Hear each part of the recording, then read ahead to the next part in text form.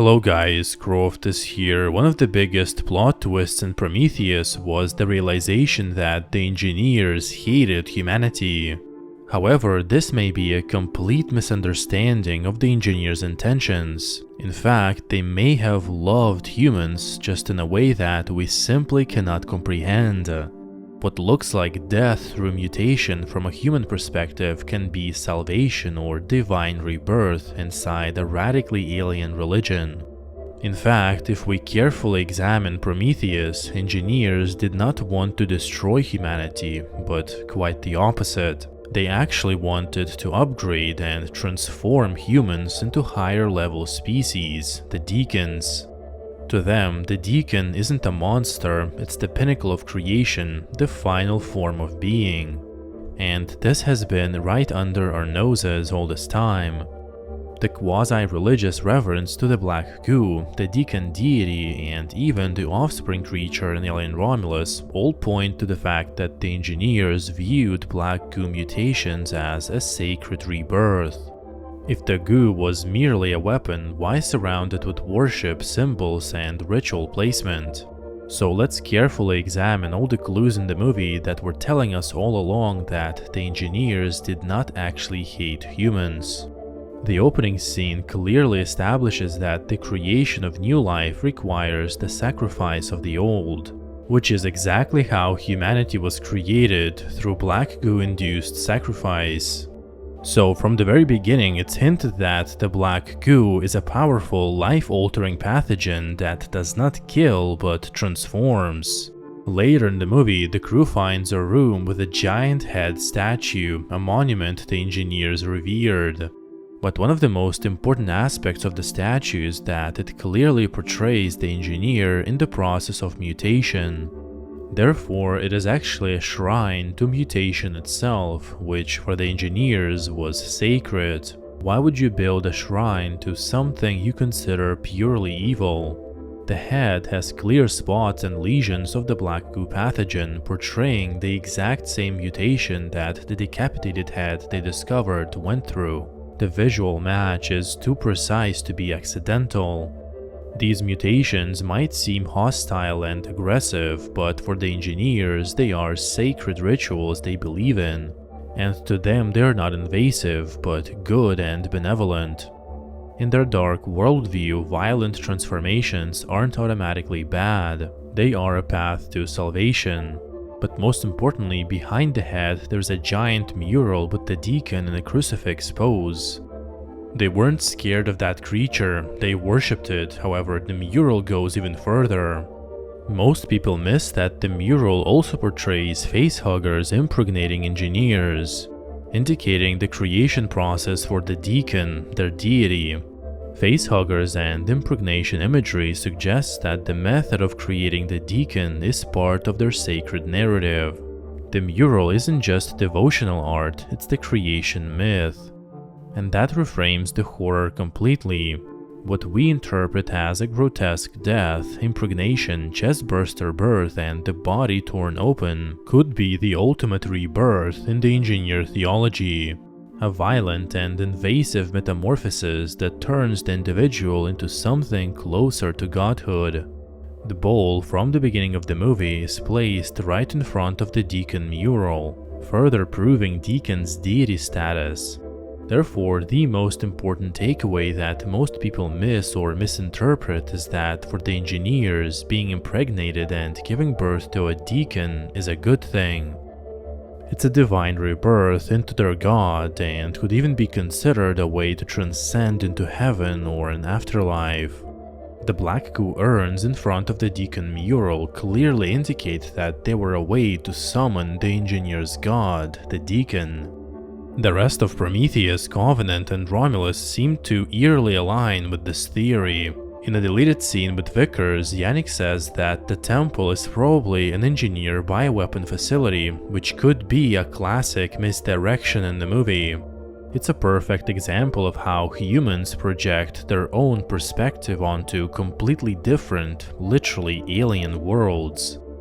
It's actually another form of hubris to think that an alien civilization that is billions of years older than humanity can be understood through a human perspective. The crew completely ignores the possibility that the engineers could have had a radically different paradigm about life, creation, and rebirth.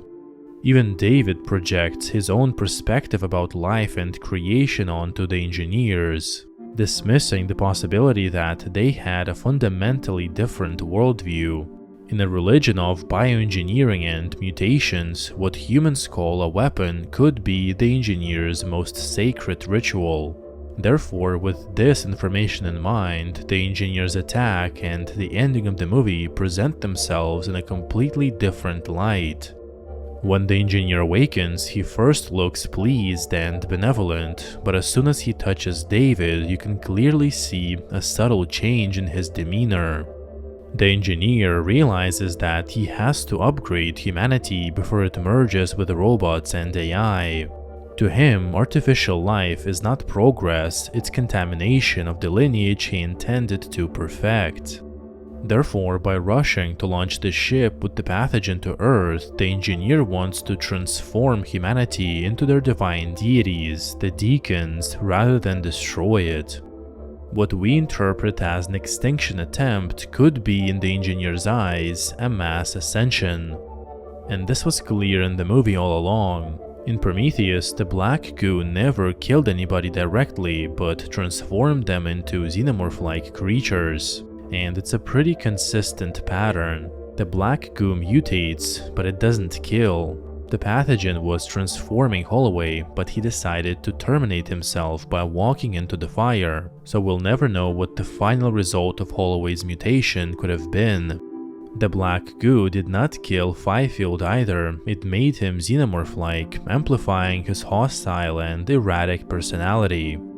Even in Alien Romulus, after injecting herself with the black goo, Kay gave birth to an engineer hybrid, the offspring.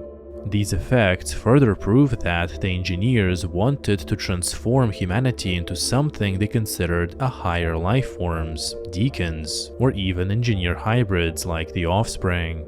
Therefore, transformation is the goal, but the horror is the side effect from the human point of view.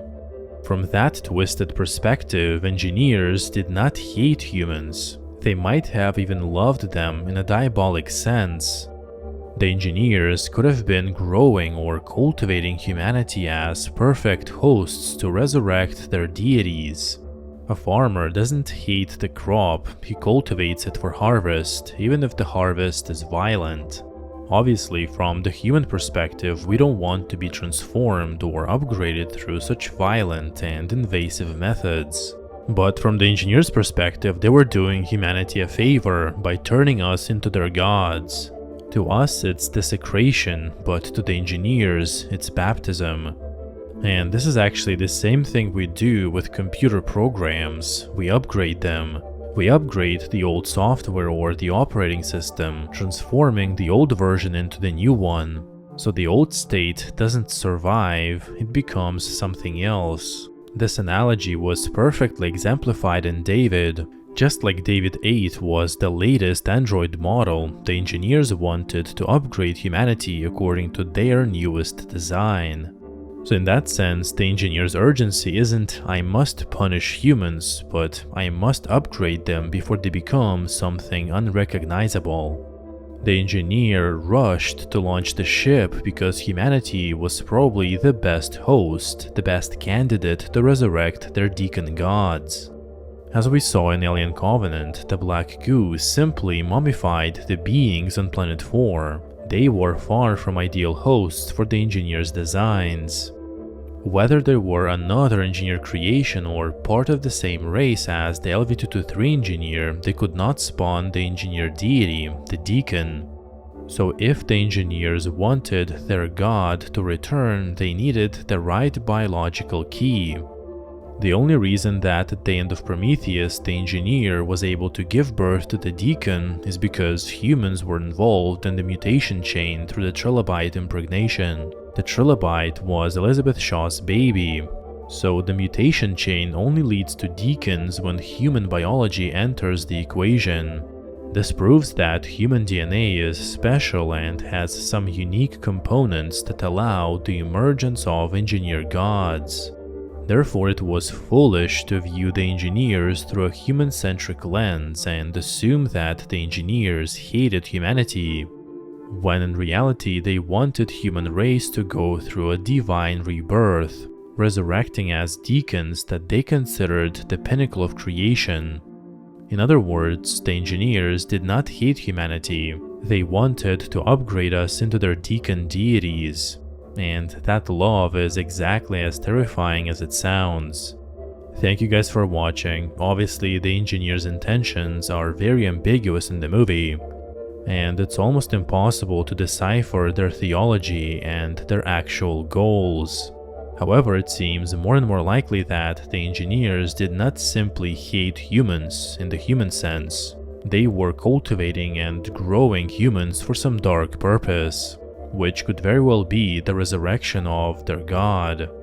So leave your thoughts in the comments and don't forget to join the Patreon for extra support, and special thank you to those who already joined. Also, like the video if you enjoyed it and subscribe to the channel for more content. My name is Croft and I'll see you in the next video.